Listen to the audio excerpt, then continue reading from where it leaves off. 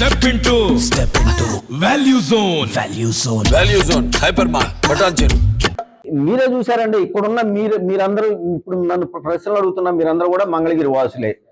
నేను అందుకే ఇందాకన్నా 30-40 సంవత్సరాలు 50 సంవత్సరాల నుంచి లేనటువంటి అభివృద్ధిని 4.5 సంవత్సరాల కాలంలో నేను చేసి చూపించాను. నేను అందుకే అడుగుతున్నా, అటు వైఎస్ఆర్ కాంగ్రెస్ పార్టీ వాళ్ళని కానివ్వండి, టీడీపీ వాళ్ళని కానివ్వండి, వెళ్ళి చూడమనండి. నేను ఓపెన్ గా చెబుతున్నాను, ఏ బజార్కి వెళ్తారో, ఏ వీధికి వెళ్తారో, ఏ పేటకి వెళ్తారో, ఏ ఏరియాకి వెళ్తారో, నాడెలా ఉంది నేడెలా ఉంది చెక్ చేసుకోమనండి. ఎంత పని చేశామో, దానికి ఏమైనా నిధులు ఇచ్చారో అని కూడా చెక్ చేసుకోమని కూడా అడుగుతా ఉన్నా.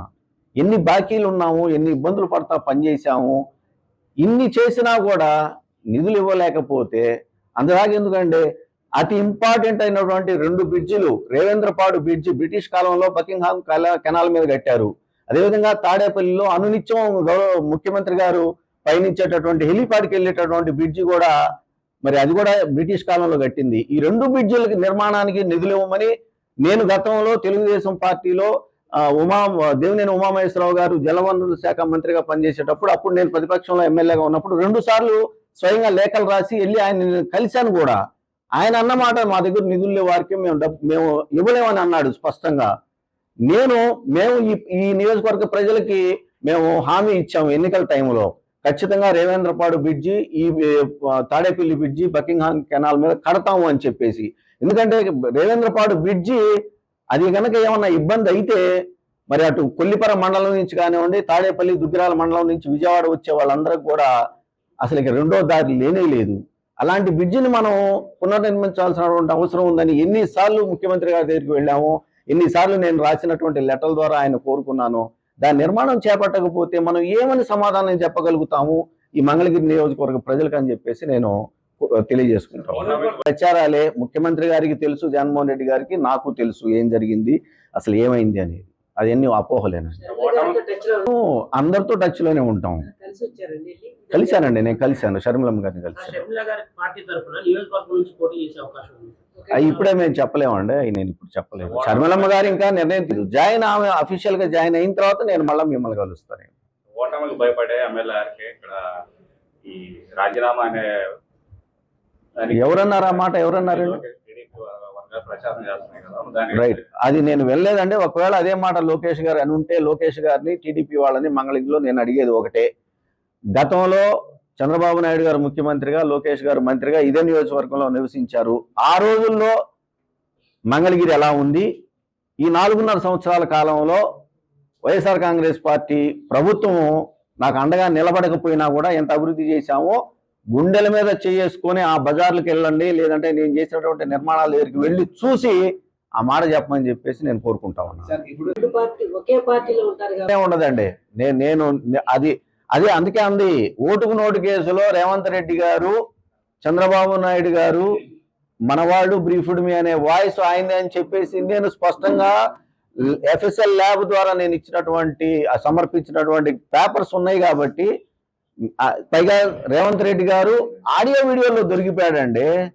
ముఖ్యమంత్రి అయితే ఏమన్నా గొప్ప ఏందండి? తప్పు చేసిన వాళ్ళు మహామహులే న్యాయస్థానం మెట్లెక్కి శిక్ష అనుభవించారు ప్రజాస్వామ్యంలో.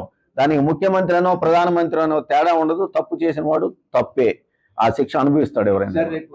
జగన్ ప్రభుత్వం చేసే అవకాశం ఉంది. ఆ రోజు చూస్తామండి పరిస్థితులు. ఎవరైనా దొరికితే మాత్రం అదే అంటుంది, ఎవరైనా తప్పే. నేను చేసిన ఇది ఎక్కడైనా తప్పు ఉంటే తీయండి, ఇదిగో నేను తప్పు చేశానని నిరూపించండి, నేను దానికి బద్దుడినై ఉంటాను. మీరు చేసిన తప్పే, నేను చేసిన తప్పే, ఎవరు చేసిన తప్పేనండి. ఎందుకు ఎన్నుకుంటున్నారు ప్రజలు ప్రజాప్రతినిధుల్ని? మమ్మల్ని పరిపాలించండి, చట్టబద్ధంగా చేయండి అని చెప్పేసి పరిపాలన చేయమన్నప్పుడు ఈ దోపిడీలు ఏందండి ఎందుకు వస్తాయి? అలా చేస్తే అందుకే కదా, అలా చేయకూడదని వాటిని కట్టడి చేయడానికే కదా న్యాయస్థానాలు, చట్టాలు ఉన్నాయి. సార్, మంగళగిరిలో మీరు ఎమ్మెల్యేగా ఉన్నప్పుడు కొన్ని పనులు చేశారు, కోనేరు లాంటిది కావచ్చు, చేనేత అవి నత్తనాటకం నడుస్తున్నాయని చెప్పేసి వాటిని అందరూ పక్కకి వెళ్ళిపోయినా కూడా నేను ఆ అధికారులను కోరుకుంటానండి వాటిని కంటిన్యూ చేయమని. నాకు తెలిసి చేనేత బజార్ అయిపోయింది, త్వరలోనే దాన్ని ఓపెనింగ్ చేసుకుంటారు. నేను కమిషనర్ గారిని వ్యక్తిగతంగా కలుస్తాను. కోనేరు కూడా మీరు అంటే కోనేరు వాస్తవంగా ఏమైందనేది మీరు చూసారండి. ఒక కమిటీకి ఎండోమెంట్ అధికారులు దాన్ని రిఫర్ చేయటం వల్ల ఆ కమిటీ 2-3 నెలలు టైం తీసుకుంది. ఎక్కడైతే పిడుగుపడి అది దెబ్బతిందో అక్కడ మళ్ళీ తిరిగి మెట్లు నిర్మించాలి అంటే ఎలా ఆ మెట్ల నిర్మాణం కొనసాగించాలనేది ఒక రిపోర్ట్ రావడానికి 2-3 నెలలు టైం పట్టింది. ఆ రిపోర్ట్కి అనుగుణంగా పనిచేయడానికి కాంట్రాక్టర్ దొరకడానికే మాకు 5-6 నెలలు పట్టింది ఆ రోజుల్లో. ఇవాళ ఆ కాంట్రాక్టర్ పని కూడా చివరికి నాకు నిన్న కూడా నేను మాట్లాడుకుంటానే ఉన్నాను వాళ్ళతోటి ఎంతవరకు వచ్చిందని. లాస్ట్కి వచ్చేసరికి ఇంకో 3-4 హోల్స్ వేయాలని చెప్పేసి అంటా ఉన్నారు. అది అయితే వెంటనే ఆ మెట్ల నిర్మాణం కూడా కొనసాగుద్ది. ఇవన్నీ కూడా ఈ పనులు బిగినైనటువంటి పనులన్నీ ఇవన్నీ కూడా ఖచ్చితంగా ఎవరైనా కొనసాగిస్తారని చెప్పి నేను భావిస్తాను. లేదు, ముందు షర్మిలమ్మ గారు చేరితే మాత్రం నేను షర్మిలమ్మ వెంటే నా పయనం. పార్టీ పక్కన ఫాలోవర్స్ అందరికీ ఒక వ్యాక్యూమ్ ఫామ్ అయింది, మమ్మల్ని నట్టెంట ముంచి వెళ్ళిపోయారు ఆర్కే గారు. అది కరెక్ట్ కానే కాదు. ఎందుకంటే అంటే నా దగ్గర ఉన్నటువంటి నా చుట్టూ ఉన్నటువంటి వాళ్ళందరికీ తెలుసు మేము గత 2 సంవత్సరాలుగా మంగళగిరిలో ఏమేం పనులు చేస్తా ఉన్నాము, ఎన్ని ఇబ్బందులు పడుతున్నాము, ఎన్ని బాధలు పడతా ఉన్నాము, అయినా కూడా మాకు ఆర్థికంగా అండ దొరకలేదు అనేది ప్రతి ఒక్కరికి తెలిసినటువంటి మాట అయితే. అదే చెబుతా ఉన్నానండి, నేను అవన్నీ ఎక్కడికి పోవండి, ఎందుకంటే బిల్లులు చేసినవి వాళ్ళకి ఉంటాయి. అయినా కూడా నేను సుమారు 8 నుంచి 7-8 కోట్లు, ఇంకా లెక్క కూడా చూసి 7-8 కోట్ల రూపాయలు నేను బయట నుంచి తీసుకొచ్చి వాళ్ళకి సర్దానండి. కాబట్టి వాళ్ళకి తెలుసు, కాబట్టి నేను ఏ విధంగా పనిచేశాను, ఎక్కడ పైసా లంచం తీసుకోకుండా నేను నా సొంత డబ్బులు బయట నుంచి తీసుకొచ్చిన డబ్బులు వాళ్ళకి సర్దాను. కాబట్టి వాళ్ళు పాపం ఏం మాట్లాడకుండా అలానే ఉండిపోయారు. వాళ్ళు చేసిన ప్రతి ఒక్క పనికి కూడా రికార్డ్స్ ఉంటాయి. ఇవాళగా రేపైనా బిల్లులు వస్తాయి. లేదంటే కొంతమంది గతంలో పనిచేసుకొని బిల్లులు రాకపోతే గౌరవ న్యాయస్థానాలకు వెళ్ళి న్యాయస్థానం తీర్పుల నుంచి బిల్లులు తెచ్చుకున్నటువంటి పరిస్థితులు కూడా ఉన్నాయని చెప్పేసి నేను తెలియజేసుకుంటాను. ఇప్పటికి కూడా ఏమంటే ఏ రాజకీయ పార్టీకైనా కూడా న్యాయ నిర్ణేతలు ప్రజలండి. తెలుగుదేశం పార్టీ పనిచేయలేదు కాబట్టి తెలుగుదేశం పార్టీని ఆ రోజులు 2019లో ఇంటికి పంపించారు. 23 సీట్లకే పరిమితం చేశారు. కేవలం 3 పార్లమెంటు స్థానాలకే పరిమితం చేశారు.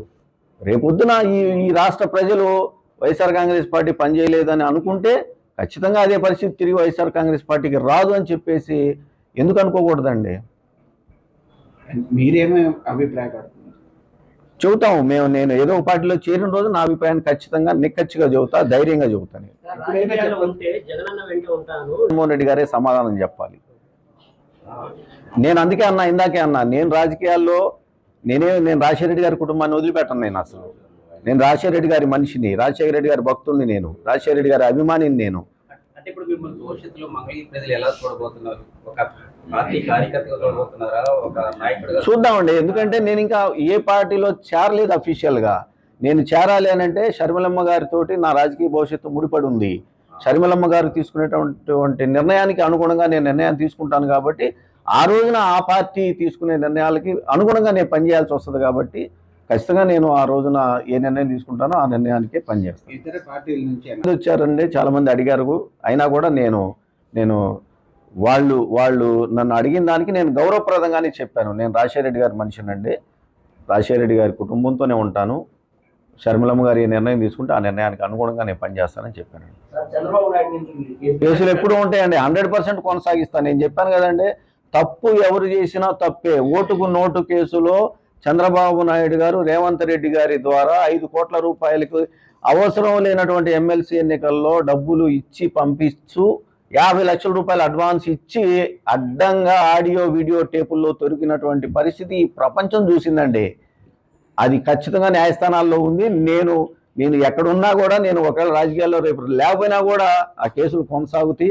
ఇన్నర్ రింగ్ రోడ్డు కేసులో కూడా ఇదే నియోజకవర్గంలో నేను ఎమ్మెల్యేగా ఉండగా చంద్రబాబు నాయుడు గారు తెలుగుదేశం పార్టీ అనేది ఆ రోజుల్లో ఆ ప్రభుత్వం తప్పులు చేసిందనేది నా అభియోగాలతోటి నేను గౌరవ న్యాయస్థానాలని నేను ఆశ్రయించాను. కాబట్టి ఆ కేసులకు సంబంధించి నేను ఎక్కడికి వెనక్కి పోను. ఆ కేసులు కంటిన్యూ అవుతాయి ఖచ్చితంగా.